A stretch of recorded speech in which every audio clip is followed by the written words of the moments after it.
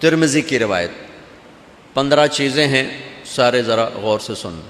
اذا اتخذ الفیء دولا، جب حکومتی خزانے کو لوٹا جائے گا، جب حکومتی خزانے کو لوٹا جائے گا، ٹھیک، یا جب دولت چند ہاتھوں میں آ جائے گی، سود کے ذریعے سے دولت چند ہاتھوں میں آ جاتی.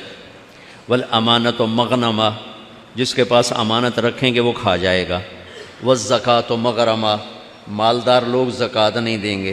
وتعلم لغیر الدین، علماء اللہ کے سامنے جھکنے کی بجائے بادشاہوں کے سامنے جھکنا شروع کر دیں گے، اور ممبر کو ذریعہ بنائیں گے مال بنانے کا اور اپنی دکان چمکانے کا. وَأَطَاعَ الرَّجُلُ زَوْجَتَهُ، اور لوگ بیوی کی بات سنیں گے. وَعَقَّ أُمَّهُ، اور ماں کو ذلیل کریں گے. وَأَقْصَى وَأَدْنَى صَدِيقَهُ، دوست کو خوش آمدید مرحبا کہیں گے. وَأَقْصَى أَبَاهُ، باپ کو دھکے دیں گے. وَسَادَ الْقَبِيلَةَ فَاسِقُهُمْ، قبیلے کا سردار نافرمان ہوگا. وَكَانَ رَئِيسُ الْقَوْمِ أَرْذَلَهُمْ، حکومت نکمے لوگوں کے ہاتھ میں ہوگی. وَأُكْرِمَ الرَّجُلُ مَخَافَةَ شَرِّهِ، ایک دوسرے کو سلام کریں گے، دل میں نفرت چھپائے ہوں گے. ایک دوسرے کے شر سے بچنے کے لیے واہ واہ کریں گے، میاں صاحب، مولانا صاحب، چودھری صاحب، شیخ صاحب، سیٹھ صاحب، پیر صاحب، پتہ نہیں کیا کیا کہیں گے. اکرم الرجل مخافۃ شرہ، اندر میں نفرت ہوگی، اوپر سلام ہوگا. وارتفعت الاصوات فی المساجد، مسجدیں لڑائی جھگڑے کا مرکز بن جائیں گی. ممبر سے فرقہ واریت کی آگ بھڑکائی جائے گی. جس ممبر سے محبت کا پیغام دینا تھا اسی ممبر سے یہ کافر، وہ کافر، یہ کافر، وہ کافر، اس کے نعرے لگنے شروع ہو جائیں گے، اور امت آپس میں ٹوٹ جائے گی. امت ایک دوسرے کو کافر کہہ کر دست و گریبان ہو جائیں گے. وظہرت القینات والمعازف، موسیقی عام ہو جائے گی، گانا بجانا عام ہو جائے گا. یہ ہمارے بچوں کو، نوجوانوں کو دیکھو، سب کانوں میں لگا کے پھر رہے ہیں کہ وہ مسلسل زہر اندر جا رہا ہے، جا رہا ہے، جا رہا ہے، جا رہا ہے، جا رہا ہے. جس قوم میں زوال آتا ہے نا، اس کی بہت بڑی نشانی ہے کہ وہ گانے بجانے کے دل دادا ہو جاتے.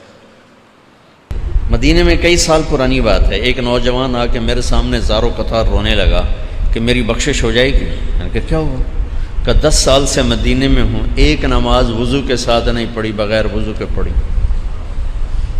10 سال مدینے میں کوئی نماز وضو کے ساتھ نہیں پڑھی، ڈنڈا تھا جا کے پڑھ دی. عطیات میں جا کے شریک ہوتا، سلام پھیر کے واپس آ جاتا. تو تمہارا بیان سنا کیسٹ میں، تو پھر مجھے پتہ چلا کہ میں تو تباہ ہو گیا. تو اب تمہیں ڈھونڈ رہا تھا کہ کوئی تم بتاؤ کہ کیا میری توبہ قبول ہے. یہ میں نے آپ کو 2 مثالیں مدینہ کی دی ہیں کہ جب سوچ نہیں ہوتی تو مدینے کا رہنے والا بھی صحیح نہیں چلتا.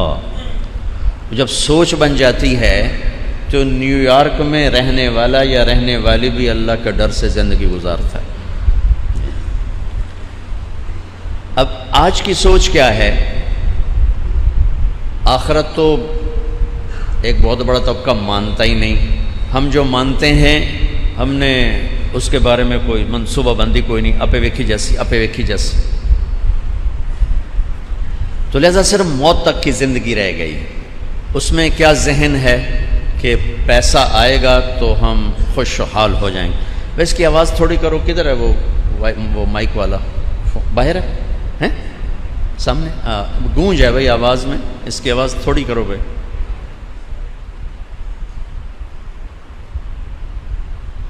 تو اس وقت انسانوں کا، مسلمان ہوں یا غیر مسلم، یہ سوچ ہے پیسہ آئے گا نا تو بس ہمارے سارے کام ٹھیک ہو جائیں گے، ہم خوشحال ہو جائیں گے اور ہمارے مسئلے حل ہو جائیں گے. اور جب یہ سوچ بن گئی ہے تو اب دکان پہ بیٹھنے والے کو سچ نہیں بلوایا جا سکتا، چاہے وہ میاں چنو میں بیٹھے چاہے مدینے میں بیٹھے. مدینے کا دکاندار بھی دھوکہ دے رہا ہے اور میاں چنو کا دکاندار بھی دھوکہ دے رہا ہے. میاں چنو کا دکاندار بھی جھوٹ بول رہا ہے اور مکے کا دکاندار بھی جھوٹ بول رہا ہے. یہ بھی ملاوٹ کر رہا ہے، وہ بھی ملاوٹ کر رہا ہے. وہ بیت اللہ کے پڑوس میں ہے، ملاوٹ سے باز نہیں آ رہا. یہ بیت اللہ سے 5000 کلومیٹر دور ہے، یہ ملاوٹ سے باز نہیں آ رہا. قریب اور دور ہونے سے بات نہیں بنتی، سوچ. حرم سے نکلا، پرانی بات ہے، عمارتیں قریب تھیں. ٹیکسی میں بیٹھا، ایک جگہ بیان تھا بخاریوں میں، وہاں بخاری رہتے ہیں کافی. ٹیکسی ڈرائیور عرب تھا، حج کا زمانہ. جو سامنے سے گزرے اس کو گالیاں نکالے، بڑی گندی گندی گالیاں نکالے. مجھے بڑی تکلیف ہوئی کہ یہ کیا کر رہا ہے. وہ میرے کرتا شلوار تھا تو اس کو اطمینان تھا بھئی یہ تو پاکستانی انہوں کیا پتہ میں کی آنکھیں جانا، اور مجھے تو سارا پتہ چل رہا تھا کیا کہہ رہا ہے. تو جب وہ زیادہ ہی اس نے گالیاں دی نا تو میں نے کہا چلو اس سے تھوڑی بات کروں. تو میں نے سلام لیا اور دو چار جب عربی میں لفظ بولے تو ایک دم ذرا سنبھل گیا اور چپ ہو گیا. تو جب میں نے تھوڑی سی بات کی تو کہنے لگا مجھ سے دین کی بات نہ کرو، مجھے 10 سال ہو گئے میں نے بیت اللہ کی شکل نہیں دیکھی. تو میں سمجھا یہ بدو ہے، کسی اور شہر سے آیا ہے حج کا سیزن کمانے کے لیے. میں نے کہا تم باہر سے آئے ہو سیزن کمانے کا؟ نہیں میں مکے میں رہتا ہوں. مکے میں؟ مکے میں رہتے ہو، حرم نہیں دیکھا 10 سال؟ کہاں 10 سال ہو گئے میں نے حرم کی شکل نہیں دیکھی. مجھے چپ لگ گئی، بالکل میں سناٹا چھا گیا. کہنے لگا پریشان ہو گئے ہو؟ پریشان نہ ہو، یہاں مکہ میں بڑی دنیا ایسی پڑی ہے جنہوں نے کئی سال ہو گئے بیت اللہ کی شکل نہیں دیکھی. میں جو بات کہہ رہا ہوں اس پر یہ واقعات سنا رہا ہوں کہ جب ذہن کسی طرف چلتا ہے تو ادھر کی چیزیں سوچتی ہیں، اور جب بند ہو جاتا ہے کسی طرف سے تو ادھر کے سارے دروازے بند ہو جاتے ہیں. اس وقت مسلمان نوجوان ہو یا غیر مسلم نوجوان، پڑھا لکھا ہو یا ان پڑھ ہو، سب کی سوئی یہاں پھنسی ہے کہ پیسہ آئے گا بس ہمارے سارے کام بن جائیں گے، لہذا پیسہ بنانا چاہیے. ہمارے ان بچوں کو پڑھائی کا شوق نہیں، ڈگری کا شوق ہے. ڈگری مل جائے اور نکلتے ہی 1 لاکھ روپے کی نوکری مل جائے، گاڑی ہو، موبائل ہو اور خوبصورت بنگلہ ہو. پڑھنے کا چکر کوئی نہیں ہے، ڈگری کا چکر ہے. ٹھیک ہے، یہ وہ سوچ ہے جو ساری دنیا میں پھیل چکی ہے کہ مسائل کا حل پیسے کے ساتھ ہے، پیسہ بناؤ مسئلے حل ہو جائیں گے. تو اب اللہ کیا کہتا ہے؟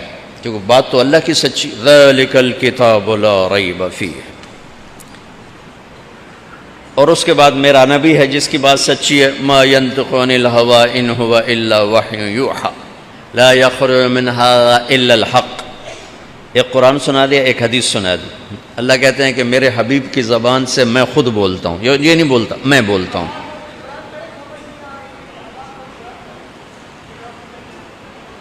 آواز بند ہے؟ اچھا بھائی یہ بہت سارے لگے ہوئے ہیں سپیکر، پھر کیوں نہیں آ رہے ہیں؟ سیٹنگ صحیح نہیں کی ہے. کوئی بھیجو یہاں، یہ چل نہیں رہا یا وہ ہے گونج ہے، ٹکرا رہی، آواز ٹکرا رہی، وہ اس سے سیٹنگ ہوئی نہیں اسپیکر والے سے. ارے بھائی کہاں پہلے اتنا زیادہ اونچا ہے؟ نہیں پنکھے بند کرے گا تو گرمی بہت.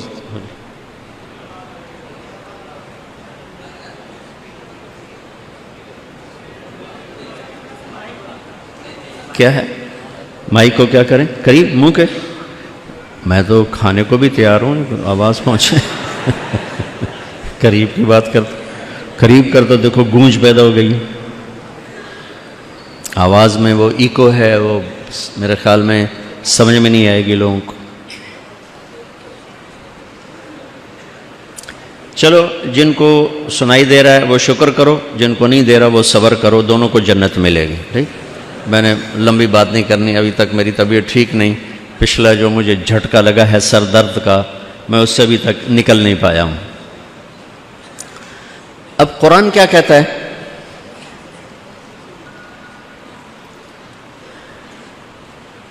کہ ذَلِكَ الْكِتَابُ لَا رَيْبَ فِيهِ وَمَنْ أَصْدَقُ مِنَ اللَّهِ قِيلًا.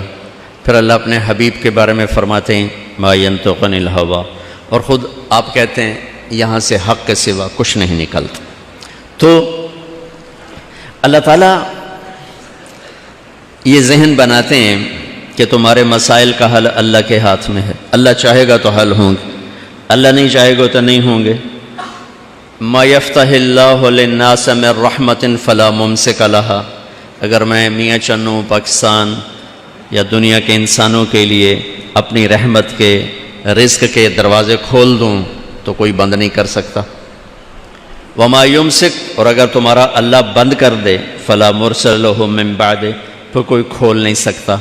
دوسری آیت، ان یمسسک اللہ بضر فلا کاشف لہ الا ہو، اگر میں تمہیں مصیبت میں ڈال دوں تو تمہارا پیسہ کام آئے گا، اللہ کے سوا کوئی دور نہیں کر سکتا۔ وَإِن يُرِدْكَ بِخَيْرٍ، اور اگر میں تمہارے لیے بھلائی کا ارادہ کروں، فَلَا رَادَّ لِفَضْلِهِ، پھر میرے فضل کو کوئی روک نہیں سکتا۔ ایک اور آیت، إِن يَنصُرْكُمُ اللَّهُ فَلَا غَالِبَ لَكُمْ، اگر میں تمہاری مدد کا ارادہ کر لوں تو تم پر کون غالب آئے گا، تمہیں کون نقصان پہنچا سکتا ہے۔ وَإِن يَخْذُلْكُمْ، اور اگر تمہارا اللہ تمہیں چھوڑ دے، فَمَنْ ذَا الَّذِي يَنصُرُكُمْ مِنْ بَعْدِهِ، پھر کون ہے جو تمہاری مدد کرے۔ تو یہ دو چار آیات ہمیں ایک ذہن دیتی ہیں کہ یہ جہان یا وہ جہان، سارے مسائل کا حل اللہ کے پاس ہے، پیسے میں نہیں، اللہ کے پاس۔ اللہ کہتا ہے میں چاہوں تو بنا دوں اور چاہوں تو بگاڑ دوں۔ بناتا کب ہے، بگاڑتا کب ہے، وہ بھی قرآن بتاتا ہے۔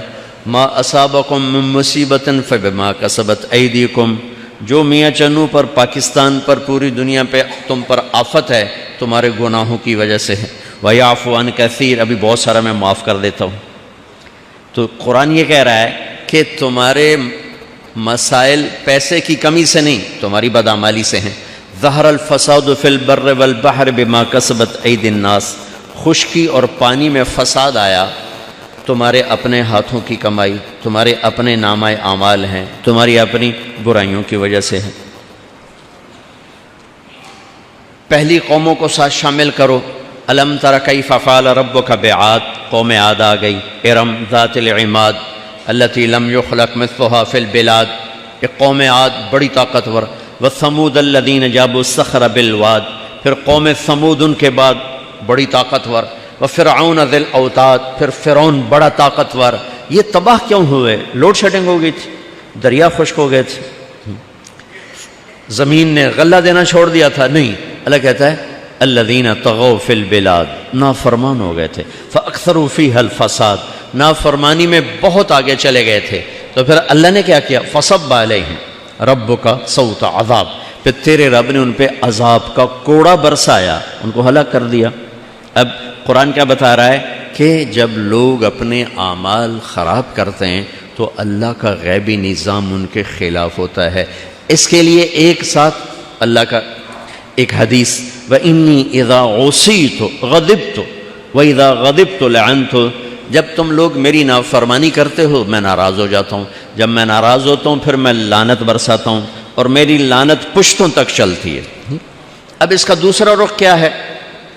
لو ان اہل القرى آمنوا واتقوا لفتحنا علیہم برکات من السماء والارض، تم پاکستان والے دو کام کر لو، ایک ایمان خوبصورت بنا لو، ایک تقوی خوبصورت بنا لو، تو زمین آسمان کی برکتوں کے دروازے تم پر کھل جائیں گے۔ دوسری جگہ استغفروا ربکم انہ کان غفارا، تم توبہ کرو، اللہ کی بارگاہ میں جھک جاؤ، کیا ہوگا؟ یرسل السماء علیکم مدرارا، بارشیں مناسب موقع کی، دھیمی دھیمی فصلوں کے لحاظ سے۔ وَيُمْدِدْكُمْ بِأَمْوَالٍ، تمہاری مدد کرے گا دولت کے ساتھ، وَبَنِينَ، اولاد کے ساتھ۔ وَيَجْعَلْ لَكُمْ جَنَّاتٍ، زمین زرخیز کر دے گا۔ وَيَجْعَلْ لَكُمْ أَنْهَارًا، تمہارے دریاؤں کو زندہ کر دے گا، دریاؤں جو خشک ہو چکے اللہ دریاؤں کو بہا دے گا۔ کیسے کرے گا؟ کہ پیچھے تم اللہ سے جوڑ بٹھاؤ، توبہ کرو، استغفار کرو اور اللہ کی بارگاہ میں جھکو، تو اللہ تعالیٰ تمہارے لیے دروازے کھولتا چلا جائے گا۔ ان تنصروا اللہ ینصرکم، تم اللہ کے سامنے جھک جاؤ، اللہ تمہاری مدد کے لیے آ جائے گا۔ وکان حقا علینا نصر المؤمنین، تم ایمان والے بن جاؤ میں تمہاری مدد کو آ جاؤں گا۔ وجاء ربک والملک صفا صفا، قیامت کے دن میں تو کہتا آئے گا تیرا رب اور فرشتے آئیں گے، اور اللہ پہلے آسمان پر بھی رمضان میں اتر آتا ہے۔ تو میرا رب کہتا ہے تم اپنی ذات کو ٹھیک کرو تو تمہارا رب تمہارے ساتھ ہے، تمہارا رب تمہارے ساتھ ہے، تمہیں آگے پیچھے دائیں بائیں اوپر نیچے سے تمہارے لیے حفاظتی نظام چلا دے گا۔ اب یہ قرآن کا ذہن ہے کہ سب کچھ اللہ کے ہاتھ میں ہے، اور اللہ کرتا ہے اور اپنے کرنے میں کسی کا محتاج نہیں۔ اب وہ ہمارے حق میں ہو جائے تو اس کا ضابطہ کیا ہے کہ ہم اس کی مان کے چلیں، ہمارے خلاف اس کا نظام چلتا ہے، اس کا ضابطہ کیا ہے جب نافرمانی ہوتی ہے۔